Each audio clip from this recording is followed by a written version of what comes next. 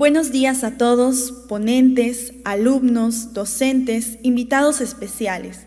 Sean todos bienvenidos al quinto Congreso Estudiantil de Investigación. Agradecemos a todos por su asistencia. A continuación, me permitiré leer el currículum del maestro Gustavo Domínguez Ángel, quien nos impartirá la conferencia denominada Investigación Cualitativa aplicada en el aula. Cabe mencionar que al final de la conferencia tendremos solo 5 minutos para realizar preguntas. Psicólogo clínico por la URSSE. Psicólogo Gustavo Domínguez Ángel. Estudió la maestría en literatura mexicana. Su investigación se ha centrado en el aforismo como género literario. Profesor de materias humanísticas y de ciencias sociales por más de 15 años en el bachillerato de la URSSE. También ha sido profesor de la Facultad de Psicología de la URSSE. Actualmente es catedrático de las materias de Teoría y Práctica de Aprendizaje y de Antropología Social.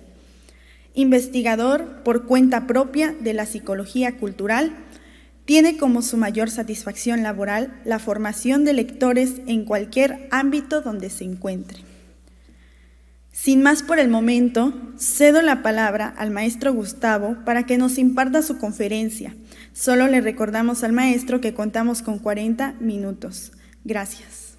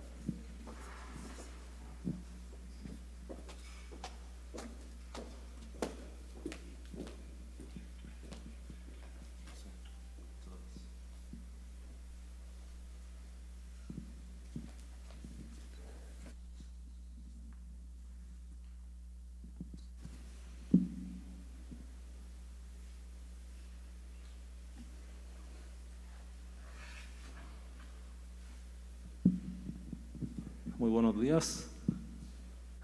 Normalmente yo tendría que estar ahí leyendo frente a ustedes, pero tengo un problema en la espalda que me va a impedir todos estos minutos parado, por eso pedí llevar a cabo esta conferencia en esta posición.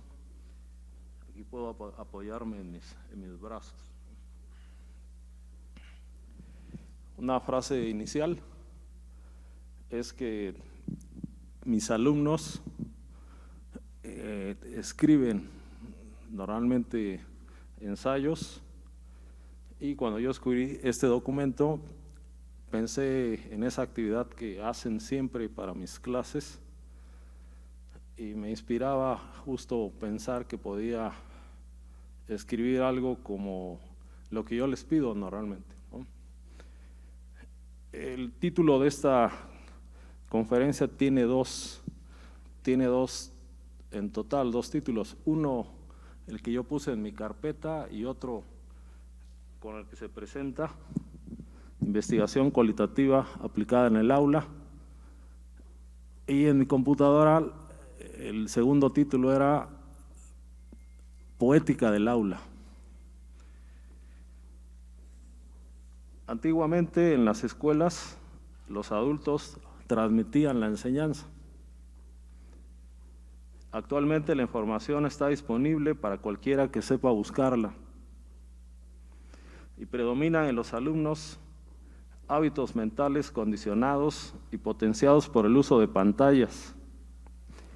Desde luego, actualmente se valora la educación informal mediante tutoriales que resuelven al momento las dudas. Más cerca. Okay. Muchas gracias. Debo decir que en el terreno psicológico, durante décadas, la investigación del aprendizaje estuvo disociada de lo que ocurría en las aulas. Lo sé porque imparto teoría del aprendizaje. Tomemos un aspecto de esta relación entre aprendizaje y contexto que no fue investigado. Consideremos la siguiente tríada: sociedad, escuela, aula. Detengámonos en un aspecto agregado: el tipo de escuela. Pensemos en una de ellas, por ejemplo, aquella donde tuviste tus mejores experiencias infantiles. Esta era urbana, rural, de un solo sexo o mixta, céntrica o periférica, grande o pequeña, laica o religiosa, pública o privada. No es lo mismo haber estado en un centro escolar con patios y canchas que en un edificio que solo contaba con salones de clase. Cualquiera de estas dicotomías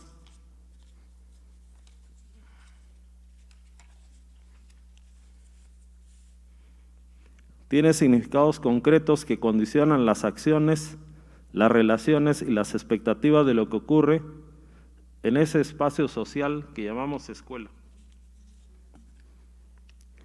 Ahora vamos a diferenciar algunos tipos de investigación. La primera forma es la que parte de la etimología: ir en pos de los vestigios, indagar, revelar un misterio. Por cierto, mis alumnos de bachillerato creen que investigar es buscar en internet y se asombran cuando se los hago ver porque no consideran la posibilidad de preguntar, entrevistar a alguien, buscar en una biblioteca entre archivos polvorientos o viajar para corroborar un dato. Un segundo significado asociado al investigador universitario, sea que inquiera para una tesis o la publicación de un artículo, o al investigador de un laboratorio donde se hacen trabajos basados en protocolos que permiten cotejar resultados, escribir informes y publicarlos para una comunidad de profesionales. Desde luego, no podemos olvidarnos de los periodistas que investigan a fondo un tema del cual derivará un escándalo, o el detective que busca esclarecer un crimen. Por cierto, si hay algo que me gustaría enseñar a mis alumnos es justamente investigar con la tenacidad de los periodistas o detectives. Entre estos casos me gustaría agregar al del profesor o profesora que investiga en el aula, por la razón que sea, y sobre todo cuando lo hace como un trabajo extra, con miras a mejorar su desempeño, porque se puede investigar en el aula para aplicar en el aula. Vamos a detenernos en la observación del aula como contexto. El concepto aula está asociado al salón de clases, pero no se limita a él. Te puedes llevar tu aula al patio o al jardín. Puedes mantener el halo de un aula incluso en una excursión con tus alumnos. Una definición ideal del aula sería espacio de convivencia donde se llevan a cabo dinámicas y experiencias de aprendizaje. Y digo esto pensando en que recientemente ampliamos este esquema al hablar del aula virtual. El énfasis sigue siendo el mismo. Nos referimos a ese lugar donde ocurre el encuentro educativo. Y no pierdo de vista la posibilidad de que la vida cotidiana se convierta en un aula extendida para todos aquellos que han comprendido que el aprendizaje puede ocurrir en cualquier momento y lugar.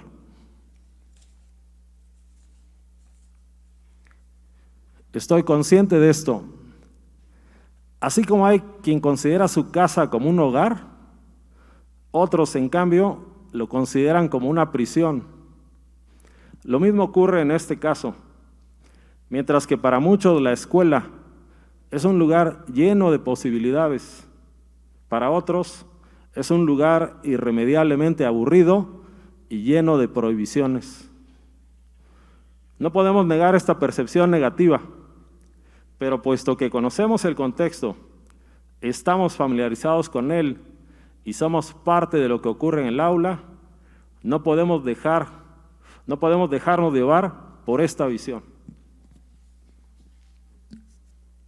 Veamos entonces cómo podemos emplear la metodología cualitativa y algunas de sus técnicas de investigación en las aulas, las cuales son tan dinámicas que aunque dos maestros trabajen con el mismo grupo, pueden crear ambientes completamente opuestos. Investigación-acción. En este tipo de estudio, el investigador interviene o participa con un grupo para modificar una realidad que el mismo grupo define con apoyo del investigador. Por ejemplo, hacer algo para cambiar una tasa alta de embarazos en adolescentes. Como se lee en este caso, el docente no solo quiere conocer un fenómeno, sino que atendiendo a un ideal que viene de las ciencias sociales, concebirá la situación como el lugar propicio para que los alumnos se conviertan en actores sociales, capaces de cambiar una situación indeseable, en agentes capaces de determinar su propia conducta. Entra aquí naturalmente el principio desarrollado por el psicólogo social clásico Kurt Lewin, quien dijo: la mejor forma de conocer un fenómeno es tratar de cambiarlo. Les doy un ejemplo de aplicación en el aula. Para evitar un examen elaborado por el profesor, se puede pedir la colaboración de los alumnos para llevar a cabo la evaluación del parcial de la materia. Se escuchan distintas propuestas de evaluación. ¿Qué les parece que se deciden por una evaluación en equipos, donde cada uno de ellos expone su tema y los demás equipos evalúan? Luego de que todos los grupos han sido evaluados y calificados por los demás equipos, un par de compañeros que fungen como jueces discuten sobre cuál de los 4 equipos hizo la exposición más convincente. De esta manera, la sensación de competencia entre ellos y el deseo de ganar los llevará a exponer con su mayor esfuerzo.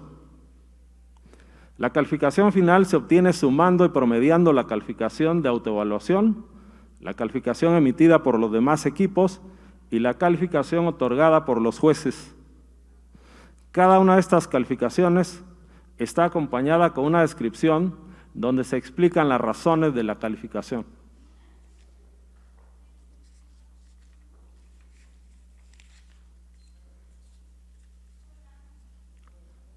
Otro ejemplo, la entrevista. Esta puede ser individual o grupal. Aquí todos tenemos ejemplos. Usted inicia su sesión pidiendo que enlisten algunos de los aprendizajes que han desarrollado por su cuenta, al margen de la escuela. Luego, puede hacer participar a todos entrevistándolos uno por uno, preguntándoles qué lo llevó a aprender alemán o boxeo, hacer libretas o manejar un auto. Estas historias diversas e impredecibles captan la atención de los alumnos y traen el mundo de la vida al aula, donde estas cosas interesan y son parte de los momentos significativos en la escuela. Otro ejemplo, la narrativa. Sobre este punto, el abanico es generoso. Desarrollemos un ejemplo. Usted inicia el semestre pidiendo el primer mes que los alumnos escriban una autobiografía de unas cuantas páginas. De esta manera, usted se hace una buena idea de las personas con las que va a trabajar y puede ubicar las cualidades y las experiencias de los miembros del grupo y las experiencias que los miembros del grupo aportan a la clase. Imagínese que el segundo mes les pide que hagan una autopresentación biográfica con fotografías y usted inicia diariamente sus clases con una de estas autopresentaciones.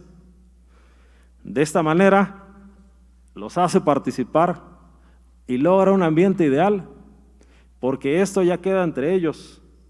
Usted solo tiene que coordinar la actividad, pidiéndoles que se escriban, por ejemplo, a mano unos comentarios después de escuchar a su compañera.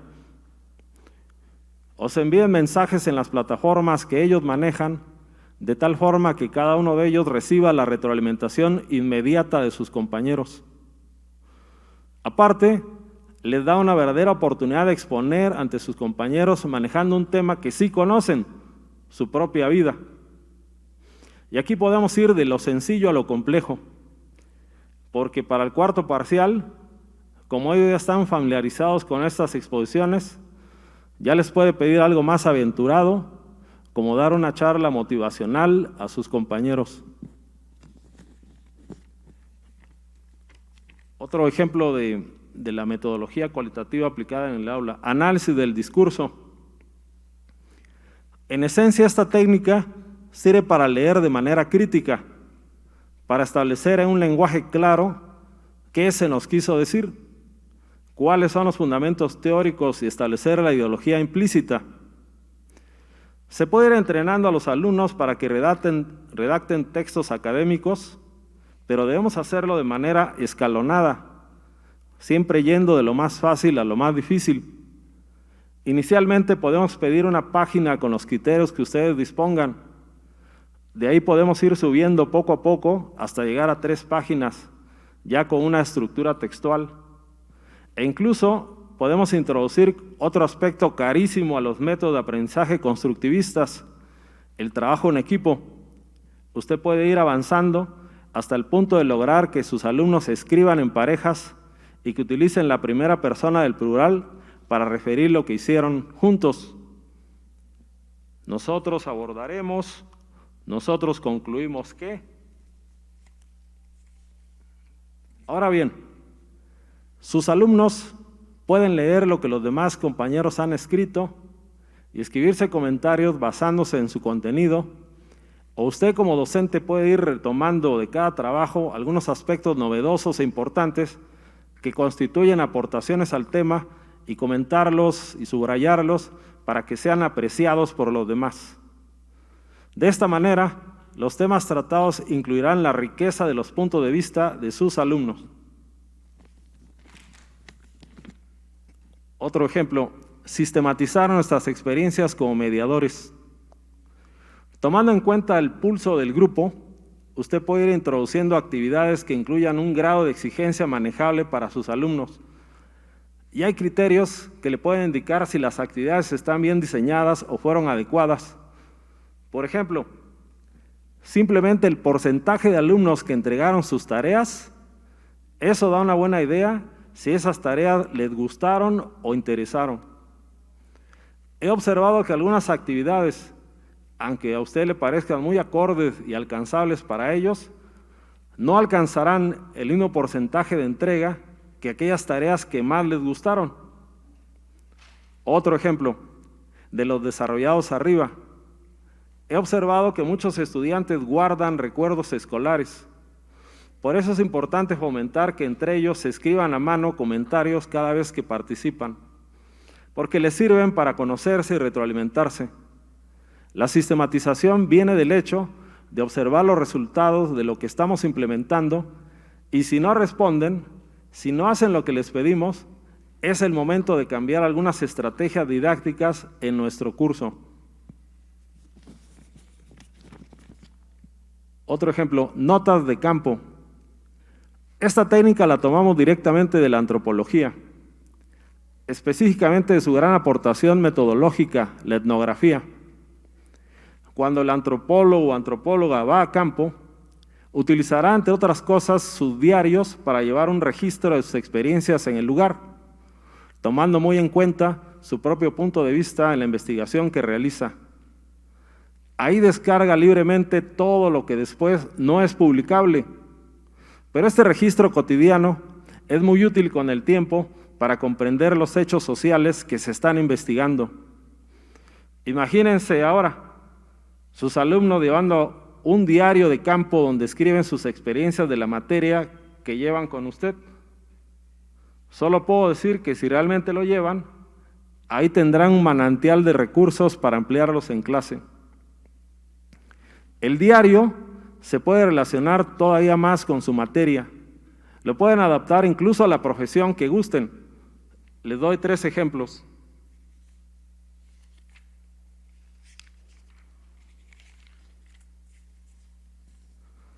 Para los que estudian Derecho, un diario de argumentos que escuchan en su cotidianidad, para entrenar su mente en estos juegos lógicos o retóricos. Un diario de sensaciones para los estudiantes de medicina. De paso, les servirá para que dejen de autoobservarse únicamente en el sentido de las sintomatologías que estudian. La diferencia radica en que las sensaciones pueden ser agradables y desagradables. En cambio, los síntomas están asociados únicamente con malestares. Un diario de aprendizajes para los estudiantes de psicología, que no solo deben aprender conceptos, sino que pueden demostrar su dominio aplicando lo que aprenden sobre la mente humana, haciéndose más eficaces como estudiantes. Ahora, veamos ejemplos de cómo puede surgir un tema de investigación en el aula. De un curso de sociología, mis alumnos vieron un documental sobre el conflicto magisterial del 2006, que trascendió a las fronteras de nuestro estado y se convirtió en noticia nacional e internacional por varios meses. Ellos, mis alumnos de entonces, tendrían 2 y 4 años cuando ocurrió todo esto. Se acuerdan muy vagamente. Les pedí que hablaran con sus familiares sobre lo ocurrido y que redactaran un reporte. Cuando estos testimonios fueron compartidos en el aula, se entusiasmaron con la experiencia y los resultados, porque entre todos habíamos reunido varios testimonios que complementaron el mapa mental del conflicto. Un principio de aprendizaje dice: aprendemos algo cuando necesitamos saberlo, lo que nos conduce directamente a la pregunta: ¿cómo podemos lograr que nuestros alumnos necesiten saber algo? En otras palabras, ¿en qué situación los podemos colocar de tal manera que necesiten saber la información de la materia? Alguna vez pedí a mis alumnos que elaboraran las preguntas de su examen y me sorprendí mucho al revisarlas porque sus reactivos no coincidían con los míos. Esto lleva a muchas preguntas relacionadas con la forma en que entendemos las materias, los docentes y los alumnos.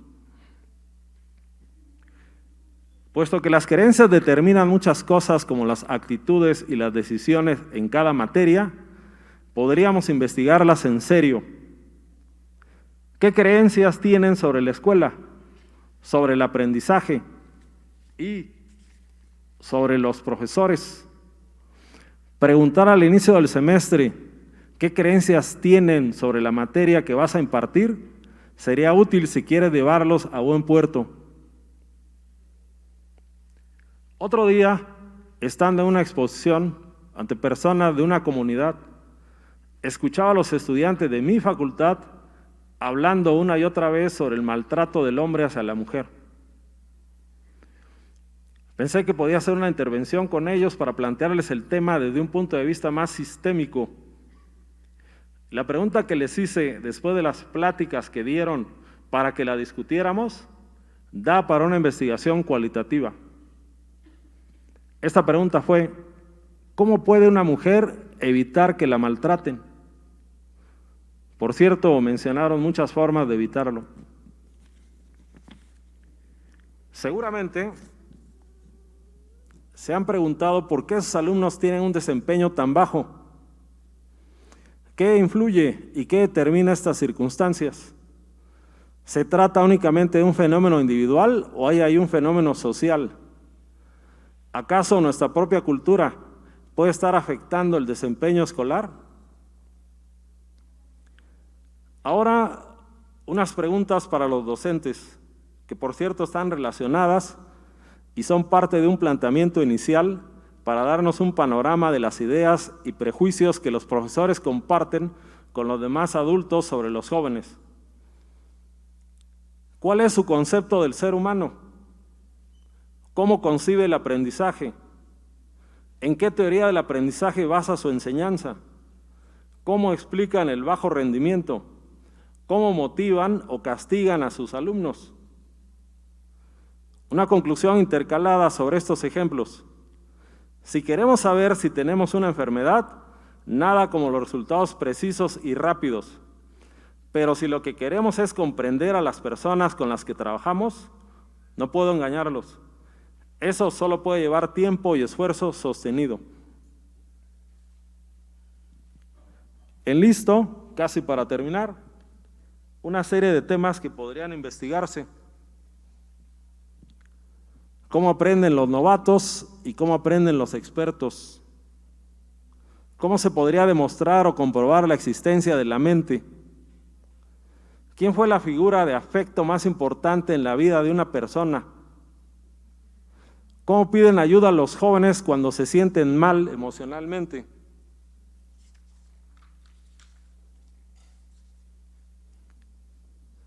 Aquí tienes dos grupos de alumnos.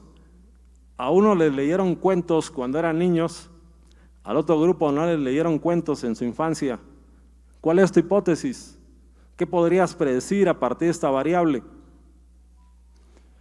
¿Cuáles son las diferencias y similitudes entre una mente y un ordenador? En la idea de escuchar a los alumnos, valdría la pena plantearles lo siguiente con vistas a sistematizar las respuestas.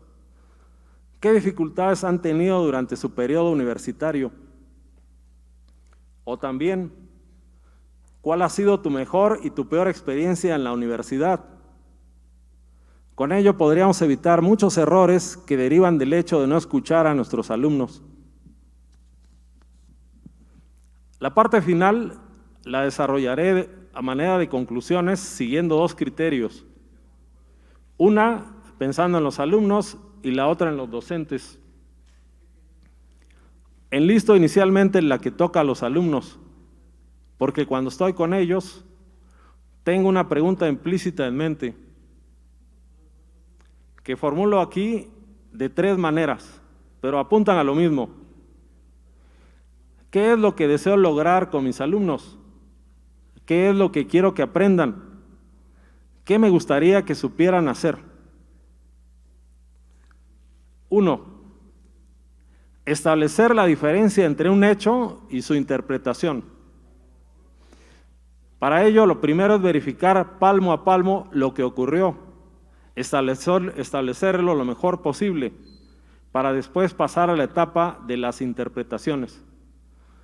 En el caso de un relato, sea oral o escrito, primero establecemos la secuencia y luego sacamos las conclusiones, las reflexiones o las moralejas, y a esas vamos.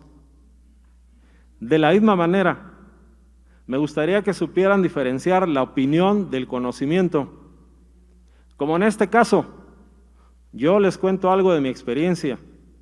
Si lo que ustedes desean son conocimientos que procedan de las ciencias sociales o de la psicología educativa, deben buscar artículos publicados en revistas especializadas. 2. Aprender es una experiencia que requiere colaboración. Para ello es importante respetar y mantener un espíritu de compañerismo, reconocer la importancia de las relaciones humanas. En el aula, en la escuela, en la colonia, todos necesitamos de todos. 3. Que sepan utilizar la palabra escrita, que en determinado momento hablará por ellos y lo representará sin que puedan estar presentes para agregar nada.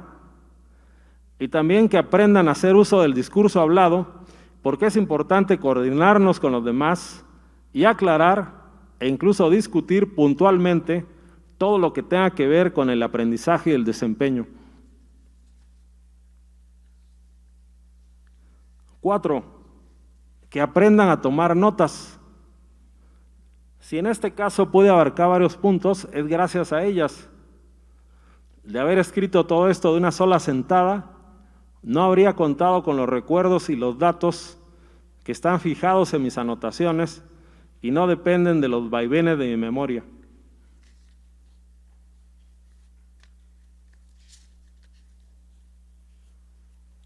Entonces, aquí tengo mi ejemplo de las notas que yo hago diariamente. Normalmente lleno una tarjeta con notas de todo tipo, ¿no? Respecto a las conclusiones relacionadas con los profesores. 1.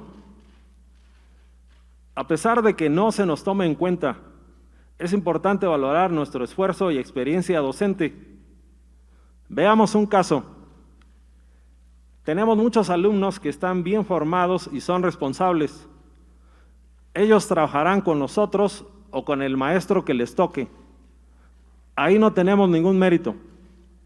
En cambio, los alumnos que no tenían pensado trabajar durante el semestre y usted logró que se motivaran y asistieran y cumplieran y participaran, esos son los alumnos que deben de contársenos en un diploma imaginario que nos debemos a nosotros mismos. 2. Un colega me decía que yo leía mucho. Le comenté que desde hace varios años no me doy abasto con el trabajo y que me queda poco tiempo para leer lo que yo quiera. Pero eso sí, a los que leo con empeño, a los que le dedico el tiempo de mis lecturas, es a mis alumnos. Ellos son los escritores a quienes me dedico. 3. Recordarles que hay acciones que jamás se enseñan en los cursos. Se trata de aquellas que tienen que ver con los abusos. Y los abusos de autoridad, aun cuando se justifiquen con la normatividad escolar, nunca llevarán a nuestros alumnos a sentirse satisfechos con el curso que les damos.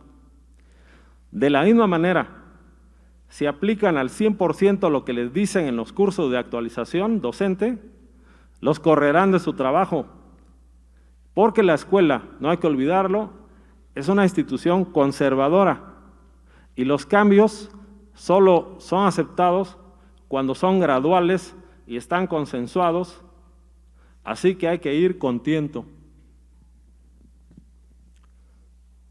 Una anécdota intercalada: en alguna ocasión en un curso un profesor armó una película con muchos fragmentos de películas de grandes profesores y nos compartió su video editado, y yo comenté que a todos los profesores que él mostraba en esa película los habían corrido en esas películas, ¿no? Por eso escribí este párrafo anterior. Aunque los criterios administrativos sean muy influyentes en las escuelas, del nivel que sean, es importante defender los criterios académicos en una empresa educativa donde los criterios económicos son determinantes. 5. La lista de requisitos que un docente debe cubrir son interminables. Lo mismo que todo lo que debe de cuidar en el aula. Pero si escuchamos lo que nuestros alumnos piensan o si logramos que expresen con franqueza su situación escolar, tendremos mejores oportunidades de ser los mediadores que necesitan. Estoy terminando. 6. Tomar en serio el hecho de que la virtualidad es el nuevo escenario del aprendizaje, pero que con todo y esto, nosotros seguiremos siendo necesarios, porque aunque todo pueda aprenderse en línea, nuestra condición esencial es social, y en ese sentido, la escuela como institución ha demostrado durante la pandemia ser imprescindible en la vida de todos. 7. En cuanto al conocimiento, tanto en la vida del académico como en la del estudiante, el conocimiento cotidiano, social y científico son importantes, sin que ninguno de ellos sea más que el otro. Y esto lo digo tomando muy en cuenta las aportaciones que los antropólogos han hecho al estudio de la cultura humana. En cada aula se desarrolla una subcultura y nadie como nosotros, nosotras, para descubrirla. Hace varios años escribí una frase que sigo suscribiendo. Se las comparto a manera de postdata. El aprendizaje es una de las mejores formas de diversión. Muchas gracias.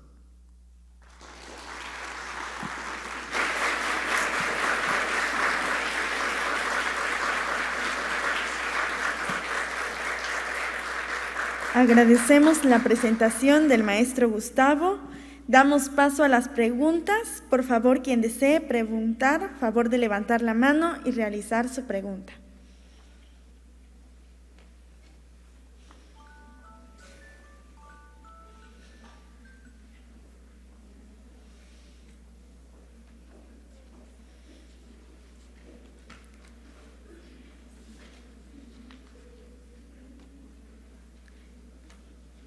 Si no hay preguntas, agradecemos al maestro Gustavo y hacemos entrega de un presente al maestro de parte de nuestra Facultad de Psicología.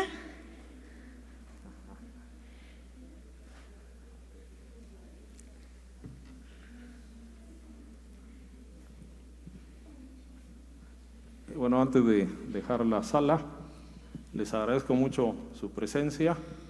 Me siento completamente en confianza al estar aquí con ustedes y qué gusto que podamos vernos en otro contexto, ¿no? Nosotros, con todo lo que hacemos, cada uno a su manera, cada uno haciendo su esfuerzo, pues somos parte de esta comunidad de aprendizaje. Muchísimas gracias. Ajá.